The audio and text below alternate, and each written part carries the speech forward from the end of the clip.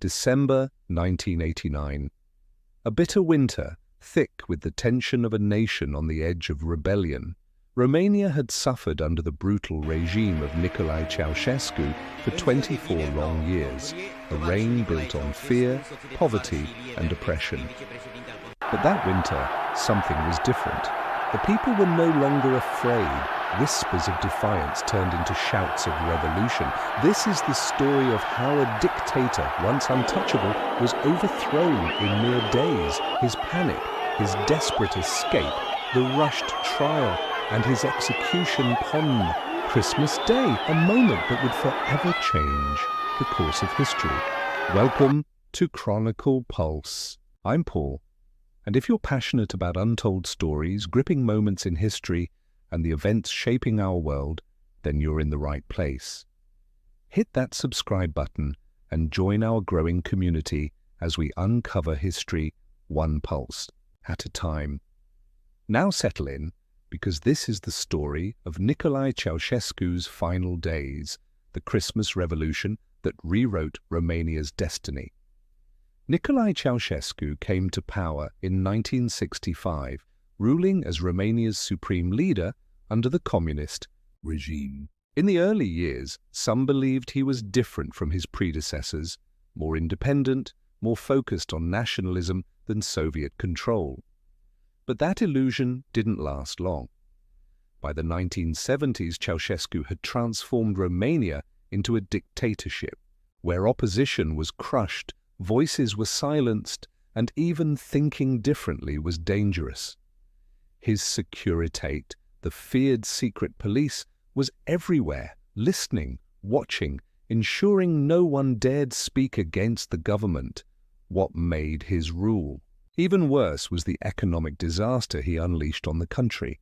Romania had foreign debts, and instead of improving the economy, Ceaușescu ordered mass exports of food and resources to pay them off, while his own people starved.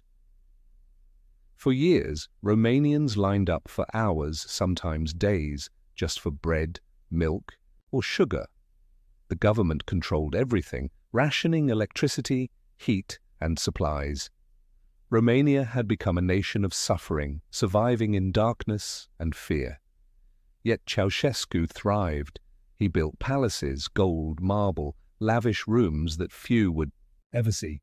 He paraded around, forcing the nation to worship his image, his speeches, his ideology. But beneath the surface, anger was boiling. And in December 1989, Romania erupted.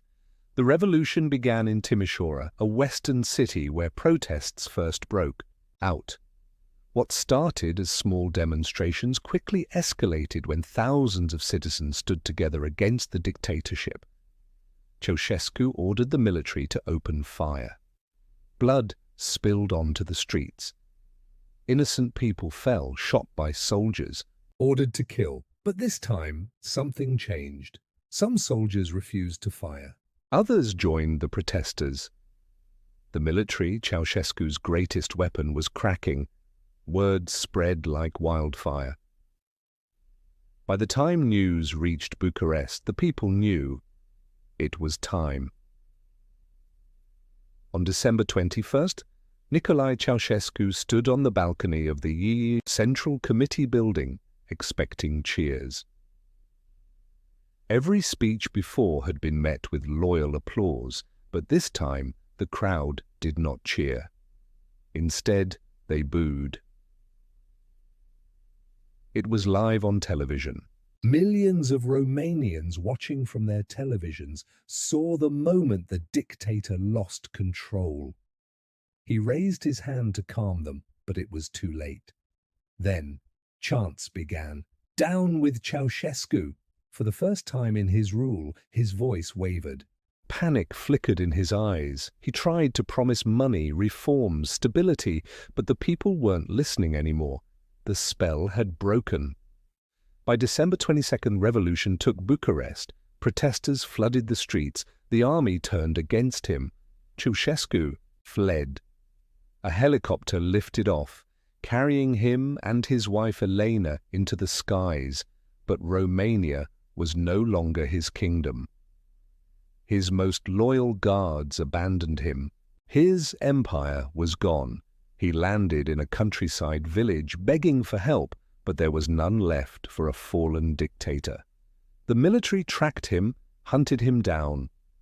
By the next morning, Ceaușescu was captured. The trial. Judgment in less than an hour. A military tribunal was hastily assembled. The charges? Genocide crimes against the people.